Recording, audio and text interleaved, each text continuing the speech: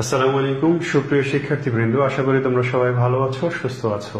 আমি আরো একটা সাধারণ জ্ঞানের ছোট একটা ক্লাস নিয়ে তোমাদের সামনে হাজির হলাম।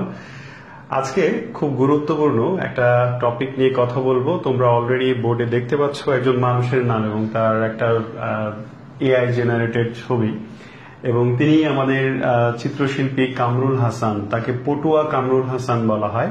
তো বাংলাদেশে যে প্রতিযোগিতামূলক পরীক্ষা হয়, বিসিএস, শিক্ষক নিবন্ধন, প্রাইমারি শিক্ষক নিয়োগ সহ সকল চাকরির পরীক্ষা এবং অ্যাডমিশন টেস্ট, অর্থাৎ প্রতিযোগিতামূলক পরীক্ষা বলতে আমরা যা বুঝি, সেসব পরীক্ষায় বাংলাদেশের শিল্প সংস্কৃতি থেকে অবশ্যই প্রশ্ন হয়ে থাকে এবং কমন 2-3টা জায়গা যেখান থেকে প্রত্যেকবার ঘুরে ফিরে প্রশ্ন হয় প্রত্যেক পরীক্ষায়। একটা হচ্ছে জয়নুল আবেদিনের চিত্রকর্ম থেকে প্রশ্ন হয়। বাংলাদেশের যে সকল চিত্রশিল্পী আছেন তাদের মধ্যে সবচেয়ে বিখ্যাত জয়নুল আবেদিন, তারপরেই কিন্তু কামরুল হাসান। এছাড়া এস.এম. সুলতান, মুর্তজা বশির, কার্টুনিস্ট রফিকুন নবী, তারা আছেন, তাদের থেকেও মাঝে মধ্যে প্রশ্ন হয়। তো সবচেয়ে বেশি যে জায়গাগুলো থেকে প্রশ্ন হয় তার মধ্যে অন্যতম একজন হচ্ছেন আমাদের কামরুল হাসান। তো কামরুল হাসান সম্পর্কে খুব ছোট্ট একটা ক্লাস করার মাধ্যমে খুব ভালোভাবে আয়ত্ত করা যায় তার চিত্রকর্মগুলো, তার সম্পর্কে যে তথ্যগুলো পরীক্ষা আসে সেগুলো। তাহলে আজকে আমরা দেরি না করে, কামরুল হাসান বাংলাদেশের একজন বিখ্যাত চিত্রশিল্পী এবং তাকে কি বলা হয়, পটুয়া বলা হয়, পটুয়া কামরুল হাসান। তার যে বিখ্যাত চিত্রগুলো আছে সেগুলো আমরা একটু দেখব এবং শুধু নাম জানবো না, ওই চিত্রগুলো সহ দেখব এবং কেন সেগুলো বিখ্যাত সেগুলো খুব সংক্ষেপে জানার চেষ্টা করব। তাহলে চলো শুরু করি। আমার পেছনে যে মানুষটাকে দেখতে পাচ্ছ উনি কামরুল হাসান। তাহলে কামরুল হাসানের জন্ম সংক্রান্ত বা তার পরিচয় সংক্রান্ত কিছু তথ্য আমরা জেনে নিই। দেখো, কামরুল হাসানের জন্ম 1921 সালে। 1921 সালের 2 ডিসেম্বর তিনি কলকাতায় জন্মগ্রহণ করেন। কলকাতার একটা জায়গা, সেটা হচ্ছে 3 জালা, এই এলাকার নাম। আসলে 1921 সালে ওই সময় তো বাংলাদেশ, ভারত, পাকিস্তান বলে আলাদা কোনো দেশ ছিল না, পুরোটাই ছিল ভারতবর্ষ। এবং তিনি আসলে অবিভক্ত বাংলায় জন্মগ্রহণ করেন। বাংলাদেশ, পশ্চিমবঙ্গ, বাংলাদেশ ভাগ হলো কখন? 1947 সালে, তাই না, যখন ভারত পাকিস্তান স্বাধীন হলো। তাহলে কামরুল হাসান জন্মগ্রহণ করেছেন কলকাতায় এবং তিনি তার পৈতৃক নিবাস, জন্মস্থান আর পৈতৃক নিবাস, এই দুইটা জিনিস কিন্তু একটু আলাদা। জন্মস্থান হচ্ছে একজন মানুষ যেখানে জন্মগ্রহণ করে, আর পৈতৃক নিবাস হচ্ছে তার পিতার বাড়ি। পৈতৃক মানে পিতার, হ্যাঁ, আর নিবাস মানে বাড়ি, পিতার বাড়ি, অর্থাৎ তার বাবার স্থায়ী বাড়ি বর্ধমান জেলায়। ভারতের ওই সময়ের, ভারতের এবং বর্তমানে এটা ভারতেরই, ভারতের বর্ধমান জেলার নরেঙ্গা গ্রামে। ঠিক আছে, এই প্রশ্নগুলো, এই 2টা প্রশ্ন খুব বেশি আসে না, কিন্তু জেনে রাখা ভালো যে প্রশ্ন হতেই পারে যে কামরুল হাসানের জন্মস্থান কোথায়, তার পৈতৃক নিবাস কোথায়। ঠিক আছে, তাহলে জন্মস্থান কলকাতায়, কিন্তু তার বাবার বাড়ি ছিল বর্ধমান জেলায়। আর তিনি 1938 সালে গভর্নমেন্ট স্কুল অফ আর্টস, এই প্রতিষ্ঠানের স্টুডেন্ট ছিলেন আমাদের যিনি আরো বিখ্যাত চিত্রশিল্পী তিনি জয়নুল আবেদিন এবং কামরুল হাসান, এরা দুইজনই এই গভর্নমেন্ট স্কুল অফ আর্টস এই প্রতিষ্ঠানে পড়েছেন। এইটা কলকাতায় অবস্থিত, ঠিক আছে। জয়নুল আবেদিন 1938 সালে যখন পড়া শেষ করেন এই প্রতিষ্ঠানে, ঠিক 1938 সালেই এসে আবার কামরুল হাসান এখানে ভর্তি হন। এই প্রতিষ্ঠান থেকে বাংলাদেশের বিখ্যাত দুইজন চিত্রশিল্পীর জন্ম হয়েছে। তিনি কামরুল হাসান মুজিবনগর সরকারের আর্ট গ্যালারি বিভাগের পরিচালক ছিলেন। মুজিবনগর সরকার সম্পর্কে নিশ্চয়ই তোমরা জানো যে 1971 সালে যখন মুক্তিযুদ্ধ হচ্ছিল, তখন এই যুদ্ধ পরিচালনা করার জন্য যে সরকার গঠিত হয়েছিল সেই সরকারের নাম মুজিবনগর সরকার বা অস্থায়ী বাংলাদেশের প্রবাসী সরকার, এভাবে আমরা বলে থাকি বা আমরা পড়ে থাকি, আমরা জেনে থাকি। তো ওই সরকারের তিনি এই জয়নুল আবেদিন কি দায়িত্বে ছিলেন? আর্ট এবং গ্যালারি এই বিভাগের পরিচালকের দায়িত্বে ছিলেন, ঠিক আছে। আর এই জয়নুল আবেদিন না, আমরা পড়ছি কামরুল হাসান, দুঃখিত, কামরুল হাসান, তিনি আর্ট গ্যালারির পরিচালক ছিলেন। আর তিনি 1988 সালে 2 ফেব্রুয়ারি, দেখো 2 ডিসেম্বর তার জন্ম আর 2 ফেব্রুয়ারি তার মৃত্যু। এই 2 ফেব্রুয়ারি তিনি ঢাকায় সোহরাওয়ার্দী হাসপাতালে মৃত্যুবরণ করেন। এটা হচ্ছে তার সম্পর্কে আমরা একটা প্রাথমিক ধারণা নিলাম যে তিনি কেমন কি ছিলেন, ঠিক আছে। এবার আমরা তার সবচেয়ে গুরুত্বপূর্ণ জায়গায় যাব। জয়নুল আবেদিনের চিত্রকর্ম, এটা খুবই গুরুত্বপূর্ণ। কয়েকটা চিত্রকর্ম পরীক্ষায় প্রায় আসে, তার মধ্যে সবচেয়ে বেশি আসে 3 কন্যা, নায়র, রায় বেশে নৃত্য, উকি দেয়া। এই চারটা চিত্রকর্ম সম্পর্কে অনেক অনেক বেশি প্রশ্ন হয়। তোমাদের হাতের কাছে যদি প্রশ্ন ব্যাংক থাকে অথবা জব সলিউশন থাকে তাহলে বের করে দেখো যে এই 4টা প্রশ্ন অনেকবার এসেছে। প্রশ্ন এইভাবে হয় যে 3 কন্যা এই চিত্রের চিত্রকরকে বা শিল্পী কি, অথবা নিচের কোনটি কামরুল হাসানের, বারবার জয়নুল আবেদিন বলছি, কামরুল হাসানের চিত্রকর্ম। তাহলে 3 কন্যা, নায়র, এটাও কামরুল হাসানের, রায় বেশে নৃত্য, উকি দেয়া। এছাড়া তার আরো কিছু বিখ্যাত চিত্রকর্মের মধ্যে রয়েছে জেলে, পেঁচা, শেয়াল, গণহত্যার আগেও পরে বাংলাদেশ ও বাংলার রূপ, এইগুলো হচ্ছে তার বিখ্যাত চিত্রকর্ম। তিনি আরো যে কারণে বিখ্যাত সেটা হচ্ছে, আমরা এর আগে একটা শর্ট ক্লাস নিয়েছিলাম, সেখানে বলেছিলাম যে বাংলাদেশের জাতীয় পতাকা এবং জাতীয় প্রতীক এই দুইটার ডিজাইনার কামরুল হাসান। কামরুল হাসান আসলে তার চিত্রকর্মের চেয়েও বেশি যে জন্য বিখ্যাত সেটা হচ্ছে তিনি বাংলাদেশের বর্তমান যে পতাকা আমরা দেখি, লাল সবুজ পতাকা, এই পতাকার ডিজাইন করেছিলেন কামরুল হাসান। এছাড়া বাংলাদেশের যে জাতীয় প্রতীক পানিতে ভাসমান শাপলা ফুল এবং 2 পাশে ধানের শীষ, এই প্রতীক, এটার ডিজাইনার হচ্ছেন আমাদের কামরুল হাসান, ঠিক আছে। তার বিখ্যাত 2টা পোস্টার আছে। তিনি আসলে শুধু একটা কারণে বিখ্যাত না, তিনি অনেকগুলো কারণে বিখ্যাত। তাহলে এই চিত্রকর্মের জন্য বিখ্যাত, তিনি পতাকা এবং প্রতীকের ডিজাইনার হিসেবে বিখ্যাত। এছাড়া এইখানে একটু স্ল্যাং আছে আর কি, এটা আমার কিছু করার নাই। তার একটা পোস্টার, যে পোস্টারের নাম হচ্ছে এই জানোয়ারদের হত্যা করতে হবে, এটা সম্পর্কে আমি এই ছবিগুলো দেখাবো তোমাদের, তাহলে বুঝতে পারবে। আরেকটা বিখ্যাত তার পোস্টার হচ্ছে দেশ আজ বিশ্ব বেহায়ার খপ্পরে। এই 2টা পোস্টারের জন্য তিনি অনেক বিখ্যাত। প্রথম পোস্টার তিনি 1971 সালে মুক্তিযুদ্ধের সময় ইয়াহিয়া খানের একটা ছবি এঁকে তার ক্যাপশন দিয়েছিলেন এটা। আর দ্বিতীয় পোস্টার, আমরা জানি যে বাংলাদেশের যারা যতগুলো স্বৈর শাসক ছিলেন তার মধ্যে একজন ছিলেন হুসেইন মোহাম্মদ এরশাদ। 90-এর যে গণ আন্দোলনের মাধ্যমে এরশাদের পতন হয়েছিল।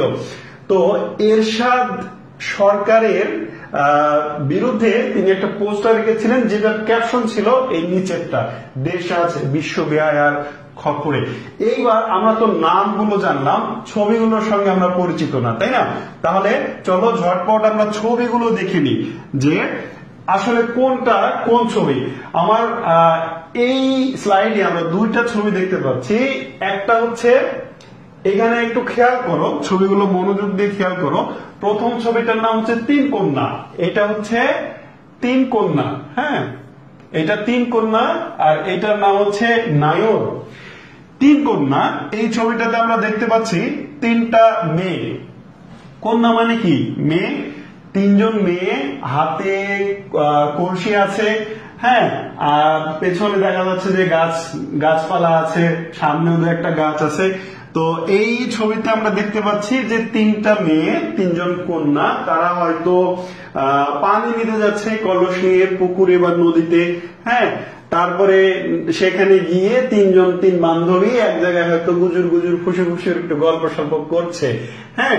তো এইটা হচ্ছে তিন কন্যা। তো যারা আসলে চিত্রকর্ম বোঝে না তাদের কাছে এইটা হচ্ছে মানে বলবে এইটা আবার কিছু হইলো, তিনটা মেয়ের ছবি আঁকাইছে, এটা আবার বিখ্যাত হওয়ার কি আছে।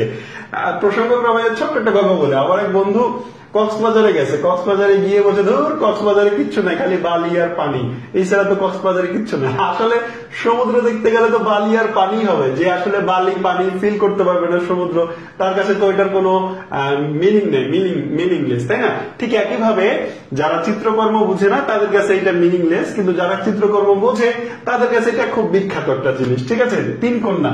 তাহলে কামরুল হাসানের তিন কন্যা এই বিখ্যাত ছবিটা দেখতে কেমন? এমন।